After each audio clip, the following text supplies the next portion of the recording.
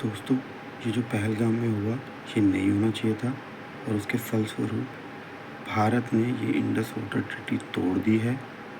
आइए जानते हैं ये इंडस वाटर ट्रीटी है क्या, क्यों ये बनी थी और पाकिस्तान को इससे क्या दिक्कत हो आएगी और इसके पीछे की हिस्ट्री भी पूरी ज़रूर जानेंगे। सबसे पहले ये जानते हैं कि इंडस वाटर ट्रीटी है क्या। ये इंडस वाटर ट्रीटी के तहत 3 नदियाँ जो हैं, भारत की टोटल 6 नदियाँ जा रही हैं। 3 नदी जो नीचे वाली हैं ईस्टर्न प्रोविंस कहलाती हैं, रावी, ब्यास और सतलुज। वो उसका पूरा कंट्रोल भारत के पास चला गया और ऊपर की 3 नदियाँ जो वेस्टर्न प्रोविंस की कहलाती हैं, इंडस, झेलम और चेनाब, ये चली गई हैं। इसका पानी चला गया है पाकिस्तान के पास सारा का सारा, कि भारत इसको यूज़ करने देगा पाकिस्तान को। है ये भारत के अंदर ही, लेकिन भारत इसका सिर्फ नॉन कंजम्पटिव वे में यूज़ करेगा, जैसे कि बिजली बनाने के लिए इस्तेमाल कर सकता है, ड्रिंकिंग वाटर के लिए इस्तेमाल कर सकता है, थोड़ा बहुत और कोई काम करना हो इंडस्ट्रियल पर्पज़ के लिए तो भी यूज़ कर सकता है, लेकिन इरिगेशन वगैरह के लिए जिसमें पूरा पानी यूज़ हो जाता है वो सब भारत नहीं करेगा। जबकि ये नदियाँ चाइना से होके जा रही हैं, काफ़ी एरिया हमारा पाकिस्तान ने कवर कर रखा है लाइन ऑफ कंट्रोल के पास। इधर से राइट साइड से आप देखेंगे चाइना ने ले रखा है, चाइना के मानसरोवर के पास से ही ये नदियाँ जा रही हैं, लेकिन फिर भी चाइना इस ट्रीटी का कोई में नहीं है शामिल। ये सिर्फ पाकिस्तान और इंडिया के बीच में ही साइन हुई है और भारत ने इसका पहली बार ऐसा हुआ है कि इसको ट्रीटी को तोड़ा है और इसका जो कंट्रोल है वो 3 लोगों के पास है फ़िलहाल। सबसे पहले इसके लिए एक परमानेंट इंडस वाटर कमीशन बनाई गई ताकि आपस में बातचीत हो सके और कोई डिस्प्यूट हो तो उसका रेजोल्यूशन हो सके। इसमें 3 स्टेप प्रोसेस है। सबसे पहले परमानेंट इंडस वाटर कमीशन, फिर न्यूट्रल एक्सपर्ट्स जो वर्ल्ड बैंक ने अपॉइंट किए हैं और फिर कोर्ट ऑफ आर्बिट्रेशन है अगर ज़रूरत पड़ेगी तो। ये साइन हुई थी सितंबर 1960 के अंदर, जब जवाहरलाल नेहरू और प्राइम मिनिस्टर थे और पाकिस्तान के प्रेसिडेंट थे मिस्टर अयूब खान।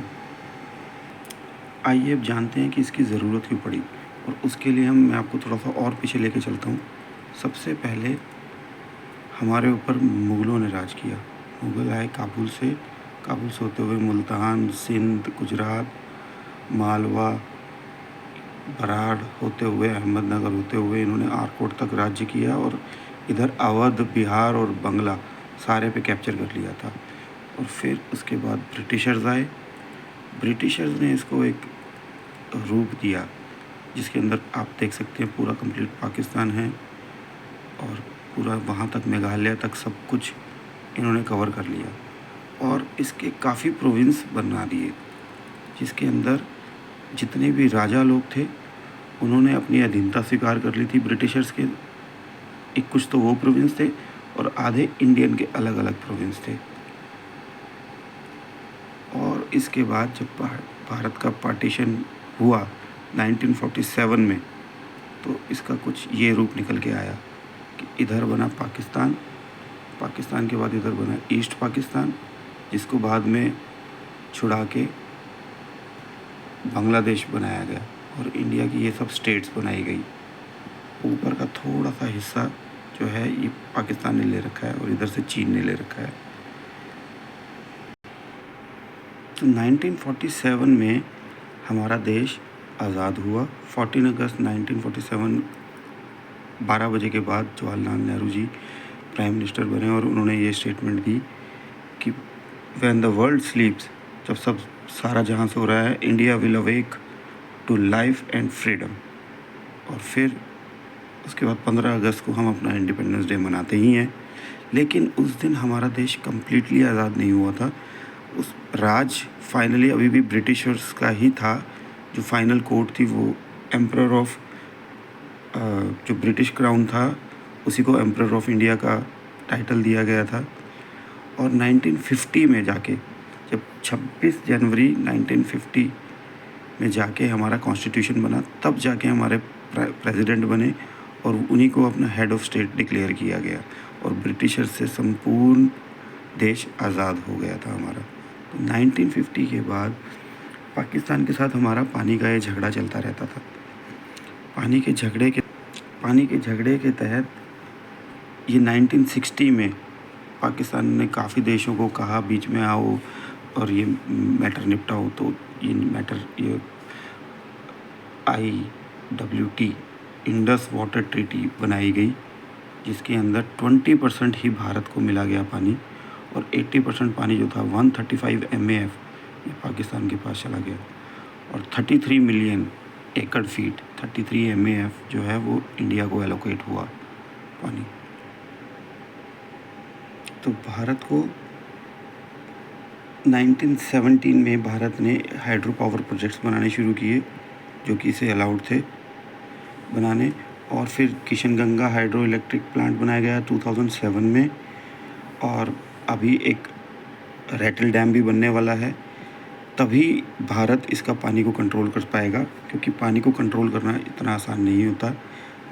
पानी अपनी डायरेक्शन खुद ही बना लेता है अदरवाइज़, और डैम को लेके ही बह चला जाता है, सारा का सारा डैम बह जाता है।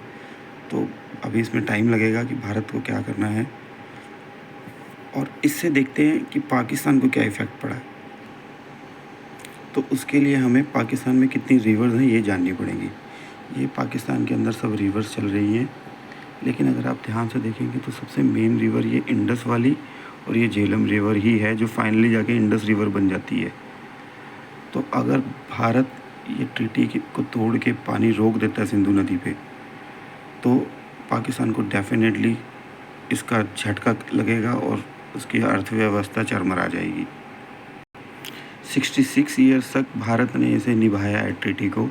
2016 में जब उरी अटैक हुआ था तब भी हमारे नरेंद्र मोदी साहब ने कहा था कि भाई मैं पानी और खून एक साथ नहीं बहने दूंगा, लेकिन तब भी पाकिस्तान के कानों पे जू नहीं रेंगी है। और इस बार जो ये पहलगाम अटैक हुआ है तो मोदी साहब ने ये पानी रोक दिया है, और अब मुझे लगता है कि पाकिस्तान आगे से ये टेररिज्म बंद कर देगा और हम इंडिया भी इसको अच्छे से निभाएंगे ट्रीटी को। दोस्तों, आशा करता हूँ आपको ये इंडस वाटर ट्रीटी समझ में आ गया होगा। अगर वीडियो अच्छा लगा हो तो इसको लाइक और सब्सक्राइब ज़रूर कर दीजिएगा। मैं आगे भी ऐसी रोचक वीडियोस बनाता रहूँगा जिसमें आपको इंडिया की पुरानी हिस्ट्री बताऊँगा। Thank you very much.